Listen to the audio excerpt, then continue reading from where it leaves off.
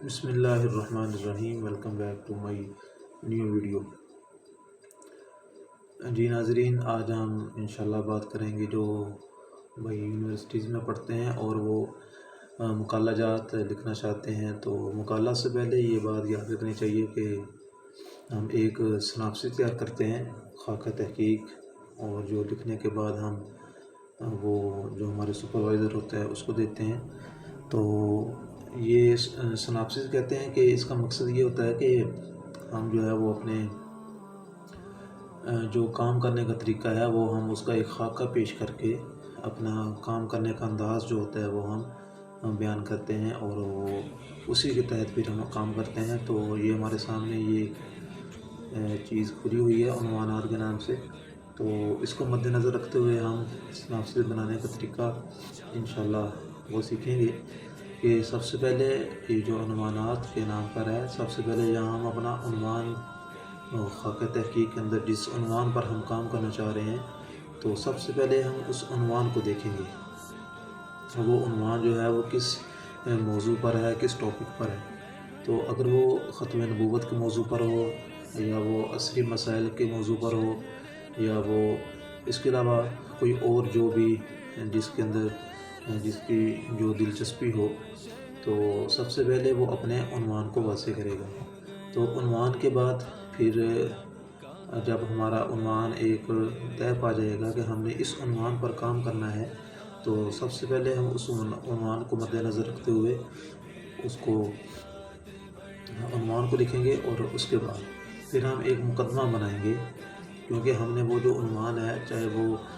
ختم نبوت کے عنوان پر ہے، یا وہ عصری مسائل پر ہے، یا وہ اس کے علاوہ یہ دینی یا دنیاوی تعلیمی اداروں پر ہے، تو اس عنوان کے بعد ہم جب عنوان ہمارا فائنل ہو جائے گا کہ ہم نے اسی عنوان پر کام کرنا ہے، تو اس کام کرنے کے پھر آگے کچھ چیزیں ہوتی ہے جن چیزوں کو ہم مد نظر رکھتے ہوئے ان پر کام کریں گے۔ سب سے پہلے ہم مقدمہ لکھیں گے۔ مقدمہ کے اندر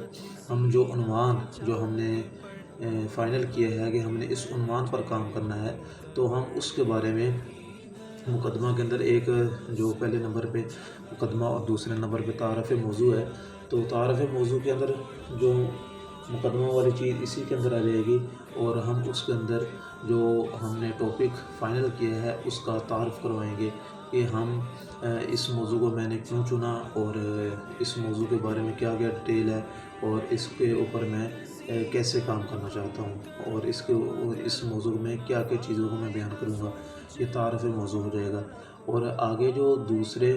نمبر پر اور آگے تیسرے نمبر پر جو ہے یہ ضرورت اہمیت، یہ جو میں موضوع پہ کام کر رہا ہوں اس کی ضرورت اہمیت کیا ہے،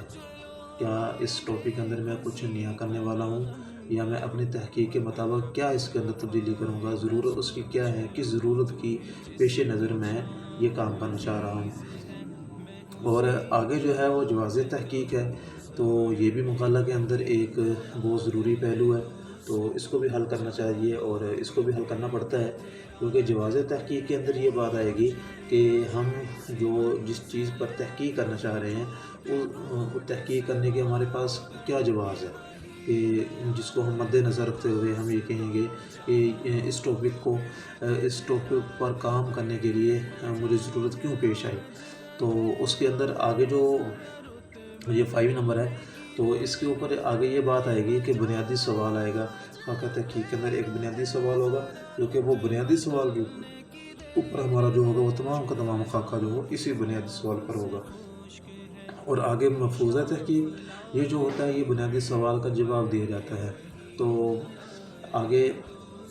مقاصد تحقیق آ جائے گا کہ اس تحقیق کے مقاصد کیا ہے،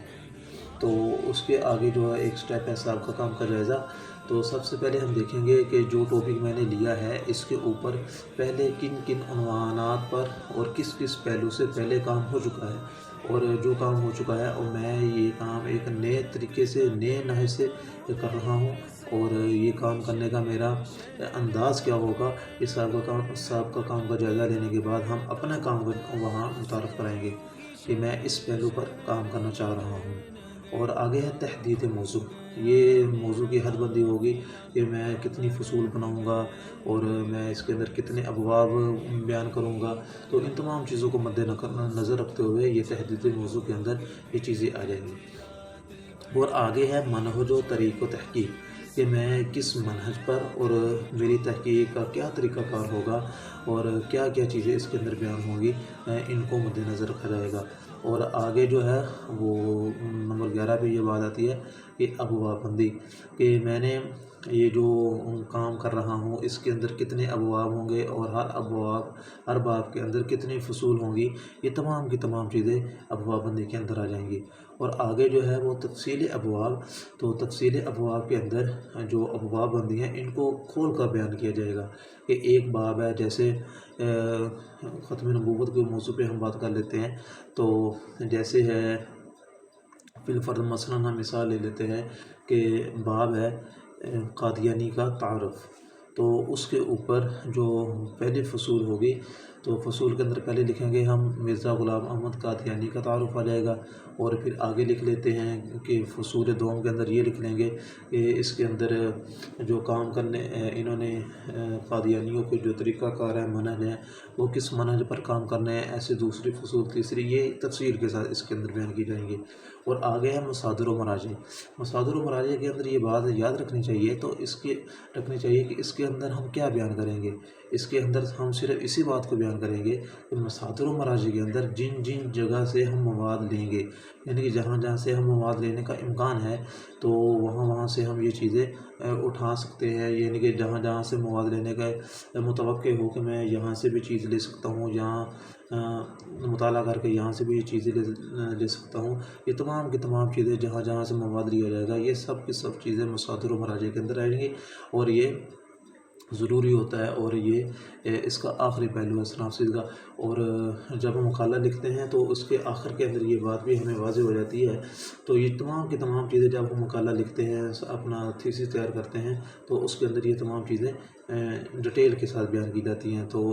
امید کرتا ہوں کہ آپ کو یہ میری ویڈیو اچھی لگی ہوگی۔ اگر آپ کو یہ ویڈیو اچھی لگی ہے تو کائنڈلی آپ میرے چینل کو سبسکرائب کر دیں اور لائک، اور اپنی اگر آپ کو کوئی چیز کی سمجھ نہ لگے تو آپ کمنٹ کے اندر سوال کر کے پوچھ سکتے ہیں، انشاءاللہ آپ کو لازماً اس کا جواب دیا جائے گا۔ اور اگر آپ کو کسی چیز کی سمجھ نہیں لگتی تو آپ مجھے کمنٹ کے اندر پوچھ سکتے ہیں، تو میں آپ کو انشاءاللہ ضرور اس پر ایک تفصیل کے ساتھ ویڈیو بنا کر آپ کو انشاءاللہ وہ جو مسئلہ ہوگا وہ سولو ہو جائے گا انشاءاللہ۔ تو یہ ایک ہلکا سا یہ ایک فریس کے طور پر یہ میں نے آپ کو سناپسس کا طریقہ کار بتایا ہے۔ آگے نیکسٹ ویڈیو میں انشاءاللہ میں آپ کو یہ تمام کی تمام چیزیں ڈیٹیل کے ساتھ بیان کروں گا، اور اس کے اندر مقدمہ کیسے ہوتا ہے، تعارف کیسے ہوتا ہے، کیسے کیسے کام کیا جاتا ہے، یہ تمام کی تمام چیزیں انشاءاللہ ڈیٹیل کے ساتھ بیان کروں گا۔ تب تک کے لیے اللہ حافظ۔